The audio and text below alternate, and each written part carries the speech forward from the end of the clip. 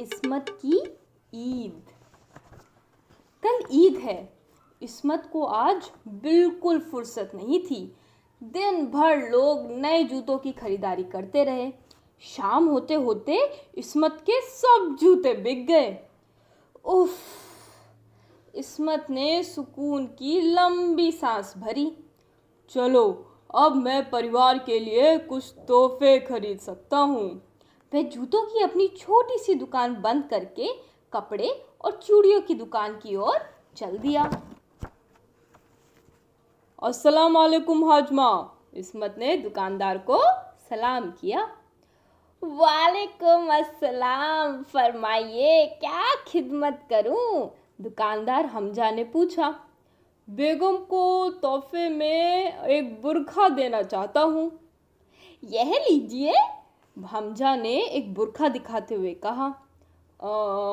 और अम्मी के लिए एक दुपट्टा भी दिखाएं। यह कैसा रहेगा? हमजा ने एक चमकीले नीले रंग का एक दुपट्टा दिखाते हुए पूछा। दुपट्टे पर सलमा सितारे जड़े थे। और बिटिया के लिए कुछ चूड़ियाँ भी दिखाएं। हमजा ने इस्मत को तरह तरह की चूड़ियाँ दिखाई। चूड़ियाँ चुनना बिल्कुल आसान नहीं था। सारी चूड़ियाँ एक से बढ़कर एक। इस्मत तोहफे खरीदकर खुश था। उसने अपने पैसे चुकाए और वहाँ से जाने ही वाला था। रुको! हमजा ने आवाज़ दिया। मियाँ, आपके लिए? आपकी पतलून तो ठिकलियों से भरी है। अपने लिए एक नई पतलून क्यों नहीं ले लेते? ठीक है, इस्मत ने बोला। पर जब ढूंढने लगे तो सिर्फ एक पतलून ही मिली। इस्मत ने उसको पहनकर देखा। यह तो मेरी नाप से 4 अंगुल लंबी है, इस्मत बोला। उसने अपनी दाढ़ी खुजाई और मुस्कुराते हुए हमजा को देखा। क्या आप इसे छोटी कर देंगे? माफ़ी चाहता हूँ, हमजा ने कहा।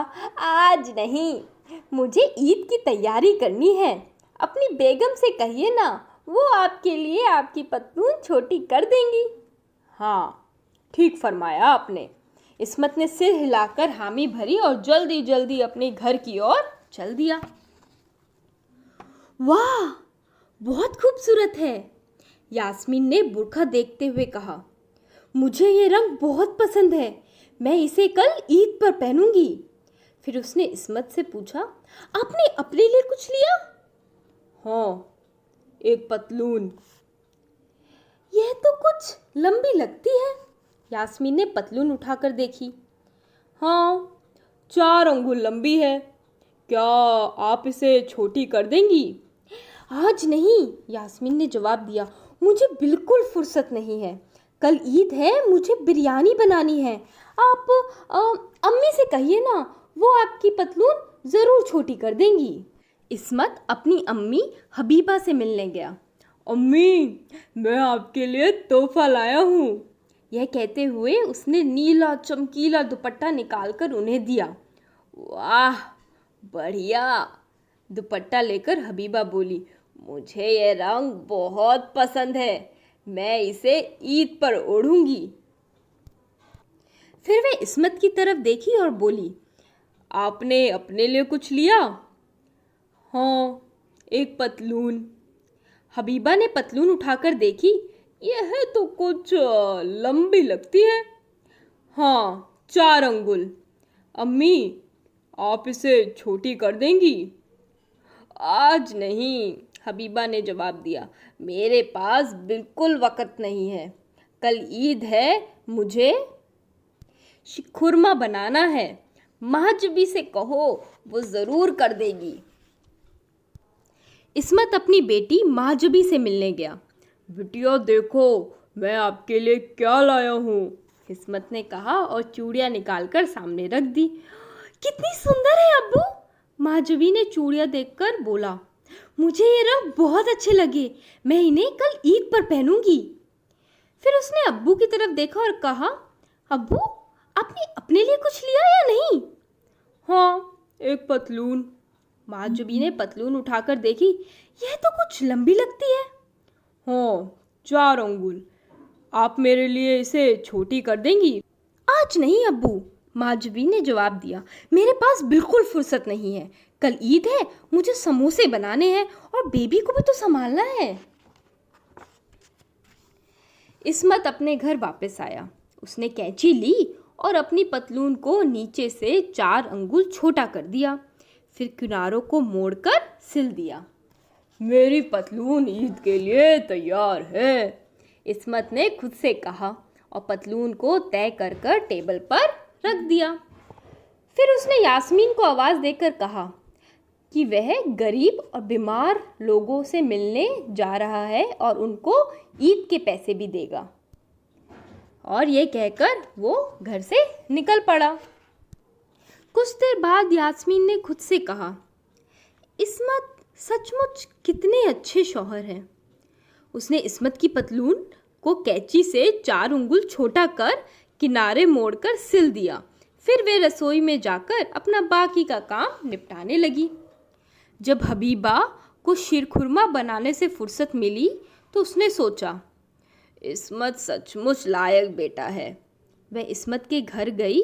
हबीबा ने इस्मत की पतलून उठाई, उसे नीचे से 4 अंगुल छोटा किया और किनारे मोड़कर सिला।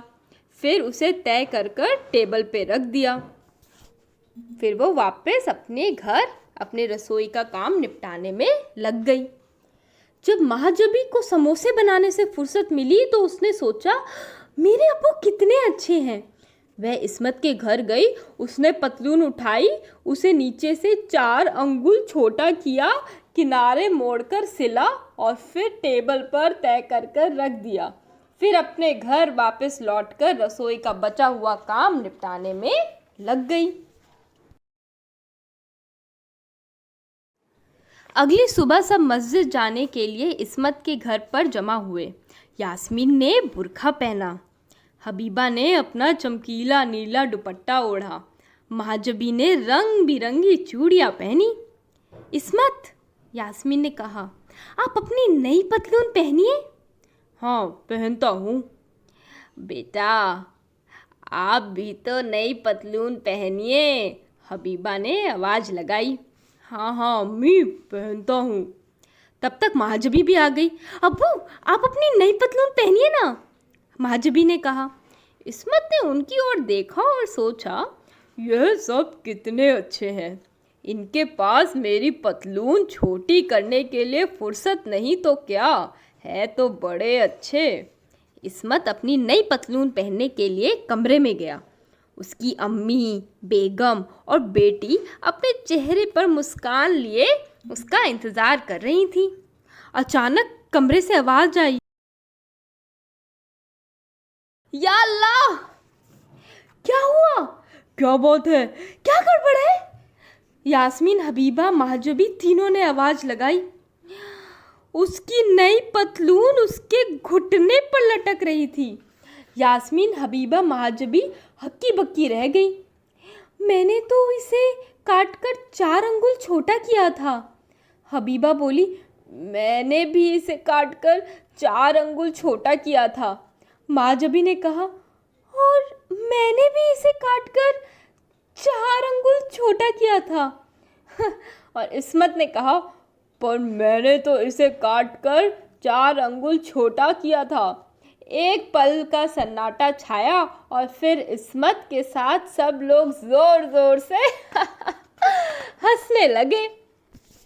चलो टुकड़ों को वापस सिल देते हैं, यास्मीन ने कहा। हाँ हाँ हाँ, इस्मत ने कहा। यास्मीन, हबीबा, महाजबी उसकी पतलून को दुरुस्त करने में जुट गए। कुछ ही समय में इस्मत की पतलून तैयार थी और माशाल्लाह बिल्कुल फिट। सब ईद के लिए अपने नए कपड़े पहनकर खुशी खुशी मस्जिद गए। तो ये थी हमारी कहानी इस्मत की ईद।